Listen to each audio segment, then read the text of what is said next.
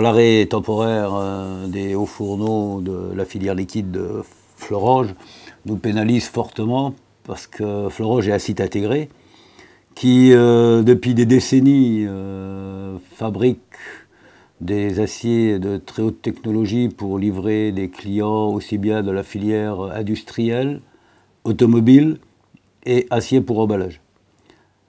La force de Fleuranges, c'est d'être une usine totalement intégrée. Donc du minerai jusqu'au produit fini, livré, prêt à l'emploi chez le client. Donc on avait cet avantage par rapport à nos principaux concurrents qui nous permettait d'avoir des prix de revient excellents et qui nous permettait surtout d'innover sur le marché, puisqu'on a en plus un centre de recherche qui est situé à quelques kilomètres d'ici, à Mézières-les-Messes, qui nous permet d'être toujours à l'avant-pointe de la technologie et de mettre sur le marché des produits innovants dont les clients raffolent.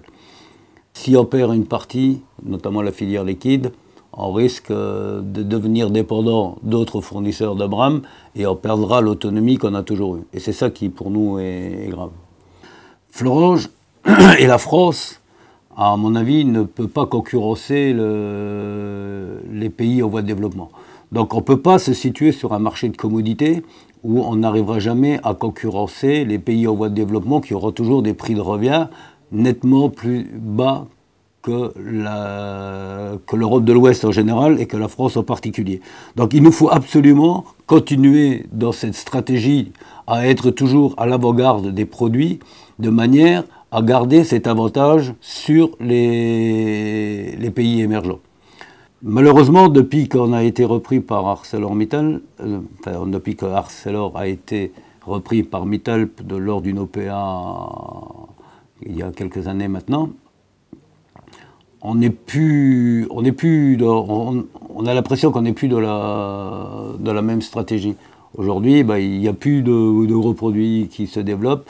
Il y a l'Usibor qui maintenant est en phase de développement, mais il nous faut des investissements pour pouvoir réaliser ce produit. ArcelorMittal, c'est devenu un groupe financier maintenant, puisque avant la stratégie, lorsqu'on était Usinor, lorsqu'on a été Solac, on a été Arcelor, elle était plus industrielle. Aujourd'hui, on a plus le sentiment que ce n'est plus qu'un groupe financier et qui réfléchit que sous l'aspect financier, quoi.